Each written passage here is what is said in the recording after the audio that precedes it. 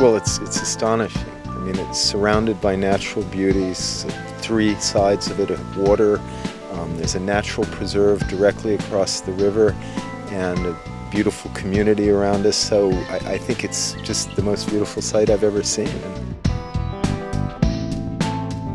There are a few large beachfront sites, but nothing of this nature that's available. And it's an opportunity to do something really quite special. There's very few locations on the coast where you have such enormous access to water. Making the most of that for the maximum number of dwellings is really quite an exciting opportunity. I think that what you find when you're driving up from Surfers Paradise is when you get to Paradise Point, there's this fantastic sense of community already existing. And there's the great set of shops just down the road and the residential that's directly abutting the site. And this is just going to be an extension of that. It's that sense of community, that sense of camaraderie that you get and spirit that you get with communities, which will extend across onto here. It will set a new benchmark nationally on these kind of projects. So. We have architects from New York, from Sydney, from Queensland, we're from Newcastle. It really does come together, and you can see that there's a single purpose in producing a place of quality and of beauty, and that's come together really well in this workshop.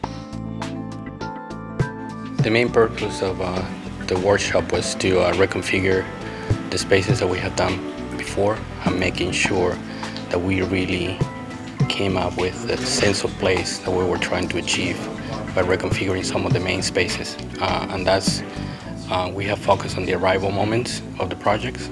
So we have reconfigured what I'm trying to call the Sunset Square and the Civic Square. So, and that's coming along really well at the moment.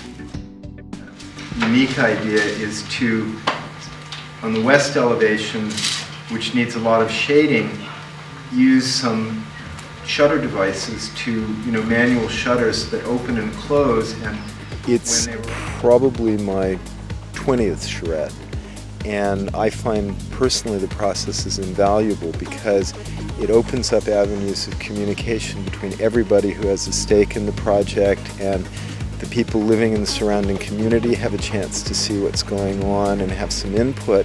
This is a way for everybody who's on the design team or in the community to communicate in a way which makes it as good as it possibly can be. The more information you can share, the better it is.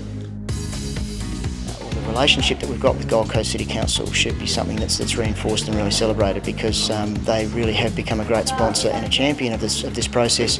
And I think Jim Webb's attendance at the workshop and the fact that they're taking time out of their busy schedules to participate in acknowledgement of the efforts that Marsim have gone to bring the team together.